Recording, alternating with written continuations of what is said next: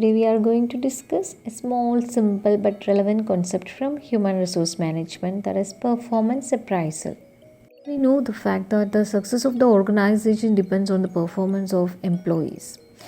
So we can say performance appraisal is an ongoing process, that is it's a process of assessing the performance of employees, comparing the actual with the standard. Moreover, we know that employees are the most important and valuable resources for an organization's growth. Here is the importance of performance appraisal. It helps an organization to understand the abilities and competencies of its employees. It's a process of analyzing the past performance as well as the future potential of employees. Actually, this performance analysis is based on various parameters like hard work, quality of work done, responsibilities undertaken, initiative, regularity, and punctuality, and so on. Performance appraisal is also known as performance assessment, performance evaluation. It's also called merit rating, merit evaluation, and performance management. Not only it helps to measure the current job performance of employees, but also it helps to determine the areas where they need to improve. In other words, in identifying their strength and weakness so that they can improve upon their deficiencies. There is a systematic process for performance appraisal. First, establishing performance standard. That is the first step. In this step, the performance standards are developed, and this particular standard is used to compare the actual performance of employees with the desired one. Secondly, communicating the standards. That is, it's necessary to convey these standards to employees. Thirdly, determining personnel responsible for conducting performance appraisal. Here we are taking a decision regarding the selection of an appraiser. It may be superior of employees. Some organizations believe in 360-degree appraisal. What is 360-degree appraisal? This is a process where the feedback on employees' performance is taken from all stakeholders. Stakeholders can be superiors, subordinate, peers, customers, and so on. And fourth step, measuring the performance. It involves judging the actual performance of employees against the desired performance.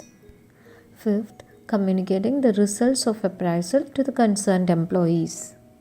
That is, discussing the results of appraisal with the concerned employee. And lastly, taking corrective actions. That is, taking corrective measures to improve the performance of its employees. Next, we need to focus the methods of performance appraisal. There is two methods: past-oriented method and future-oriented method. Past-oriented method contains confidential report, essay method, critical incident method, checklist method, forced choice method, paired comparison method, and forced distribution method. Future-oriented method involves human resource accounting method, assessment center method, management by objectives, that is MBO method, 360-degree appraisal method, and behaviorally anchored rating scales.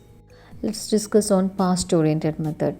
These are the oldest techniques of performance appraisal. It's based on trait-oriented approach, wherein the performance of employees evaluated on the basis of established standards of traits or qualities of employees, such as personality, maybe attitude, initiative, versatility, leadership, commitment, and so on. First method is confidential report. As the name indicates, here a descriptive report is prepared at the end of the year. Actually, it involves the strengths and weaknesses of an employee. This method is commonly used in government organizations. Secondly, essay method. Here, an appraiser writes an essay or short narration about the performance of the employee. Here also the strengths and weaknesses of the concerned employee is mentioned. And thirdly, critical incident method. Here, an employee is appraised by taking the job-related critical incident. It reveals either a positive or negative aspects of the employee's performance. For instance, suppose if an employee managed to solve all the customer complaints within time, It is considered as a positive aspect.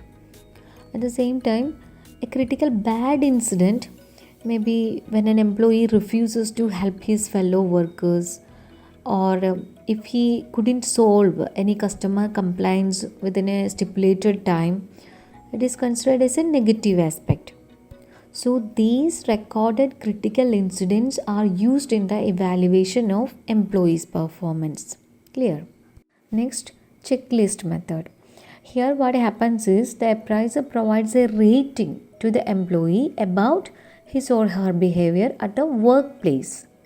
A checklist includes a set of objective questions or maybe descriptive questions, and each question carries a specific weightage. And finally, score is calculated, which helps to evaluate the performance of the employee. Next is forced choice method. Here also, appraiser provide a rating to an employee from a set of descriptive statements. Here statements are using, but at the same time we use questions in checklist method.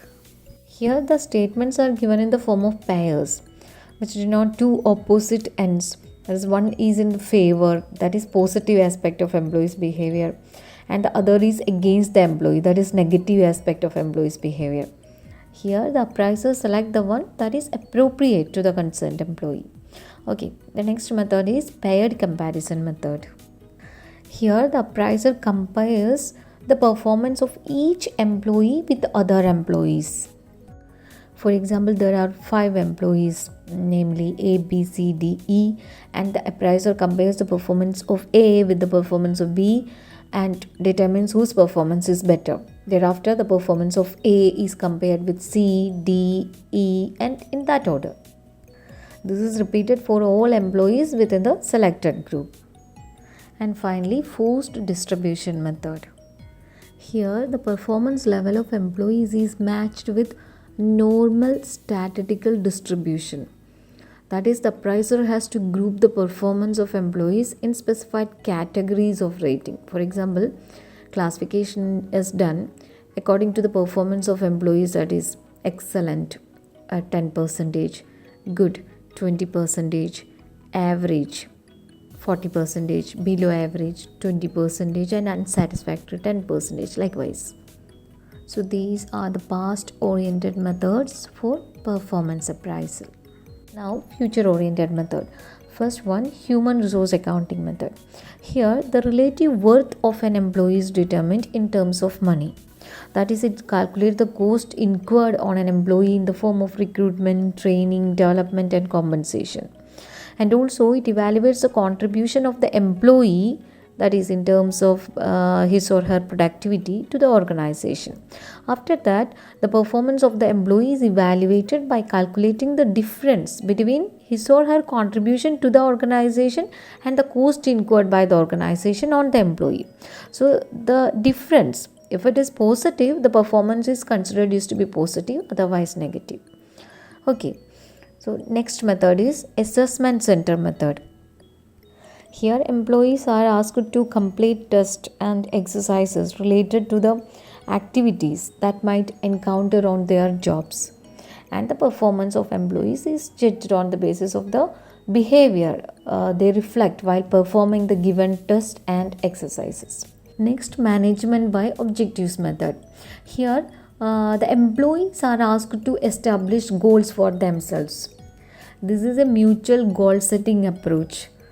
Mutual goal setting approach in the sense that here employees and superiors are jointly deciding the goals of the employee.